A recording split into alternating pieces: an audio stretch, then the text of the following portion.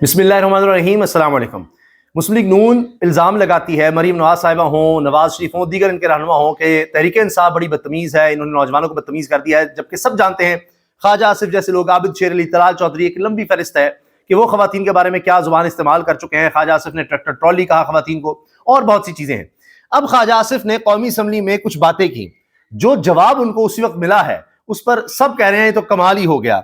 और रिपोर्टर्स भी तारीफ करने पर मजबूर हैं कि ख्वाजा आसिफ को बड़ी जबरदस्त जुबान में जवाब दिया गया। ख्वाजा आसिफ तकरीर कर रहे थे, बात करनी चाहिए थी बलूचिस्तान साने की, उसकी बात करनी चाहिए थी। इन्होंने फिर दोबारा पॉइंट स्कोरिंग शुरू कर दी कि जी फलाना मालिश करता था, फलां ये करता था, फलां ये करता था। तो उस पर फौरी तौर पर जवाब दिया, जैसे इन्होंने कहा ना जी कैसी तो आप पारा में मालिश नहीं होती, वहां से मालिश नहीं मिलते, जैसे ये करते थे। अपोजिशन की तरफ कहा, तहरीक इंसाफ के लोगों की तरफ कहा, तो साथ ही भी इनका जुमला भी पूरा नहीं होता, आवाज आई जैसे आज आप मालिश कर रहे हैं। तो इनके अपने लोग भी हंसने लग गए, वो मैं आपको दिखाता हूँ। आप बारे में प्रोफेशनल मालिशी उस तरह नहीं मिलेंगे जिस तरह वो मालिश किया करते थे। ये देखा, सुना आपने, जैसे आज आप कर रहे हैं। और इसी पर फिर लोग हंसने लग गए, इनके अपने वीडियो देखें पीछे, इनके लोग हंस रहे हैं। हाल में आप भी मौजूद थे जब जनरल मुशर्रफ हुक्मरान था। अब गौर से सुनिएगा, हमने सब कुछ विटनेस किया हुआ है कि उस वक्त कौन क्या बात करता था, लीडर ऑफ अपोजिशन क्या बात करते थे, जिस तरह वो शौकत अजीज की मालिश किया करते थे। आपको ये आप बारे में प्रोफेशनल मालिशी उस तरह नहीं मिलेंगे जिस तरह वो मालिश किया। ये आप जुमला आया जैसे आजकल आप कर रहे हैं। ये देखें, अब इस पर सब लोग हंसने लग गए। देखा, डेस्क बजाया बगैर अपोजिशन है। अब ख्वाजा सिर्फ लाजवाब हो गए, कह रहे मैं अब इनका जवाब दे सकता हूँ लेकिन बात बहुत बढ़ जाएगी। यानी जवाब कोई नहीं था उनके पास। कह रहे मैं समझ गया हूँ क्या आप देना चाहते हैं। शेर अफजल मरवती इनसे सांभा गया। अच्छा, ये कह रहे हैं जी शेर अफजल मरवती इनसे संभाला गया। तो आपसे शाहिद खान अब्बासी, मिफ्ता इस्माइल और सेनेटर जावेद अब्बासी और मेहताब अब्बासी, गवर्नर रहे खैबर पख्तूनख्वा के, एक लंबी फहरिस्त है, वो आपसे संभाले गए। बहुत से लोग इनको छोड़कर जा चुके हैं। अभी आसिफ किरमानी को आप देखिए, इसी तरह तर्जमान होते थे मियां नवाज शरीफ के, उनको देखिए, ज़हीम कादरी, इस तरह दीगर बड़ी लंबी फहरिस्त है। तो अच्छी बात है, अगर कोई गंद साफ होता है या कोई शख्स जाता है तो उससे पता लग जाता है, जमात और मजबूत होती है। कई लोग आए कई गए, तो तहरीक इंसाफ को उससे फर्क नहीं पड़ा। शेर अफजल मरवत की बात पर आगे आते हैं। अच्छा, इसके साथ इन्होंने जब ये कहा कि जी 70 साल से हमने देखना है आमरीत को किस किसने सपोर्ट किया, तो सबसे ज्यादा तो आपने किया। जनरल मुशर्रफ के दौर में तो आप भाग गए, और जनरल ज़िया के दौर में सारा आपका पौधा लगा हुआ था। फिर अभी तक भाजपा को एक्सटेंशन आप देते रहे। तो बातें जितनी सुन लें, वरना ये सारे लोग जितने नून लीग के सीनियर रहनुमा हैं, चाहे वो एहसन इकबाल हों, चाहे ख्वाजा आसिफ हों, मियां नवाज शरीफ खुद, जनरल ज़िया की पैदावार, और क्या मिसाल चाहिए इनको अमीर की। अच्छा, ये शेर अफजल मरवत बात की। अच्छा, अब इस पे मैं आपको सुनवाऊंगा कि शेर अफजल मरवत जो है वो इनके चैम्बर में गए ख्वाजा आसिफ के, इसलिए आज ये बड़ा बोल रहे थे। लेकिन इनको जवाब दिया है असद कैसर ने कि ख्वाजा आसिफ जो बयानियां बयान कर रहे हैं कि सब कुछ पीटीआई की वजह से हो रहा है, ये तुम्हारी नाअहली की वजह से हो रहा है, तुम्हारे अंदर सलाहियत नहीं। ये देखिए, यानी पॉइंट स्कोरिंग वजीर दिफा खुद कर रहा है। ये सुनिए। डिफेंस मिनिस्टर है, वो जिस तरह बयानियां बयान कर रहा है कि सब कुछ पीटीआई की वजह से हो रहा है, ये सब कुछ तुम्हारी नाअहली की वजह से हो रहा है। तुम्हारे अंदर वो कैपेसिटी नहीं है, तुम्हारे अंदर वो सलाहियत नहीं है। चाहिए तो ये कि इस मामले पे देख, हम किसी तौर पर, हमारे लिए सबसे पहले पाकिस्तान है। हम अपने इदारों को मजबूत देखना चाहते हैं। हम एक मजबूत पाकिस्तान, हम समझते हैं कि पार्लियामेंट सबसे मजबूत इदारा होना चाहिए, और वो पार्लियामेंट जो कि हकीकी अवाम का नुमाइंदा पार्लियामेंट हो, और सारे फैसलों का। अच्छा, ये पार्लियामेंट कहते हैं कि पार्लियामेंट मजबूत होनी चाहिए, पार्लियामेंट का इख्तियार हो, हम उसको मजबूत देखना चाहते हैं। अब ये आ जाइए जनाब शेर अफजल मरवत पर। ख्वाजा आसिफ साहब से आज मेरी मुलाकात हुई है इनके चैम्बर में। मैं आज के बाद नून लीग की ट्रोलिंग नहीं करूंगा, पार्टी ने निकाल दिया है, इसलिए मुझ पर कोई पाबंदी नहीं, मैं जिससे मर्जी मुलाकात करूं, शेर अफजल मरवत ने कहा है। ले जी, सुन लें इनकी बात। आज ख्वाजा साहब से आपकी मुलाकात हुई, क्या बातचीत हुई? ख्वाजा आसिफ साहब के साथ ये मेरी मुलाकात हुई आज पहली दफा उनके चैम्बर में, और हमारी मुलाकात जारी रही कोई 2 से 3 मिनट, क्योंकि उन्होंने असेंबली में बयान के लिए जाना था। और अब तो इंशाल्लाह मैं तो अब पीटीआई का तो ऑफिशियली भी सही नहीं हूँ, उन्होंने आपको पता है निकाल दिया है। तो ये अच्छा, अब अजीब बात है, कह रहे हैं उन्होंने निकाल दिया है तो मैं तो अब जिससे मर्जी मिल सकता हूं, लेकिन इनसे मुलाकात के बाद ही ख्वाजा आसिफ गए हैं, कह रहे हैं कि उन्होंने जाना था, ज्यादा लंबी मुलाकात नहीं हो सकी, 2-3 मिनट की हुई, तो जाके ख्वाजा आसिफ ने फिर तकरीर में इनका हवाला भी दे दिया है कि ये नहीं संभाला गया इनसे, चले नून लीग संभाल ले जी इनको फिर। लेकिन ये है कि जो नून, अच्छा ये जनाब अभी मैं आपको ये भी सुनवाऊंगा, इन्होंने कहा कि जी वो जो नून लीग है, अब मैं उनकी ट्रोलिंग नहीं करूंगा, ये बात इन्होंने कही। अच्छा, इसके साथ ये देखिए, ये बात आखिर में मैं आपको सुनाता हूँ, आज ये देखिए, मैं कहा जब ट्रोलिंग नहीं करूंगा,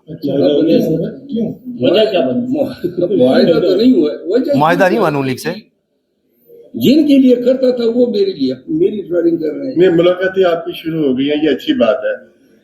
ख्वाजा आसिफ से अपनों से भी मुलाकातें शुरू होगी कि नहीं, जिन्होंने निकाला? नहीं, अपनों से तो अब मैंने मुलाकात नहीं करनी है, अगर उन्होंने जो निकाला है ना, उन्होंने निकाला, उनसे मुलाकात नहीं करनी मैंने, लेकिन ये बात है कि जी अभी ज्वाइनिंग की कोई बात नहीं है, लेकिन बहरहाल नून लीग से अब कोई ट्रोलिंग उनके साथ नहीं करूँगा, क्योंकि जिनके मैं साथ है नहीं तरीके इंसाफ, उन्होंने मेरी ट्रोलिंग शुरू कर दी, इसलिए मैं नून लीग नहीं करूँगा। अरे वाह, चलें, ये भी अच्छी बात है। अच्छा, अब इसके साथ साथ जनाब ये बात,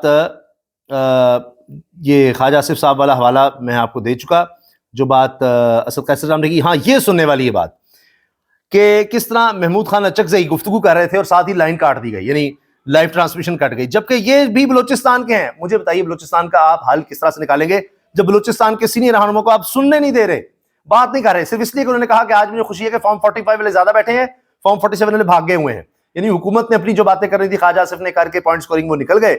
उसके बाद महमूद अचकज़ई साहब आए, तो इनका भी ताल्लुक बलूचिस्तान से है। हल करना है, मैं आपको आज लिख कर देने को तैयार हूं कि जब भी बलूचिस्तान का हल पेश करना है, हल की कोई बात हुई तो उसमें महमूद अचकज़ई भी शामिल होंगे, उसमें फजलुर रहमान भी होंगे, उसमें अख्तर मैंगल भी होंगे, उसमें तरीके इंसाफ भी होगी, उसमें सब जमातें होंगी, तब जाकर बात बनेगी। और दीगर बलूचिस्तान की जमातें, अब्दुल मालिक बलोच भी होंगे, दीगर जितनी लीडरशिप है वो होगी, तब बात बनेगी। तो उसी शख्स को आप सुन नहीं रहे, क्या आप हल करेंगे? एक बात है कि पहली दफा मैं इस पार्लियामेंट में जब बोल रहा हूं तो 45 वालों की अक्सरियत है जो जेन्युइन नुमाइंदे हैं, तो मैं जेन्युइन पार्लियामेंट में आज बोल रहा हूं। बाकी की तादाद कम है या लोगों की।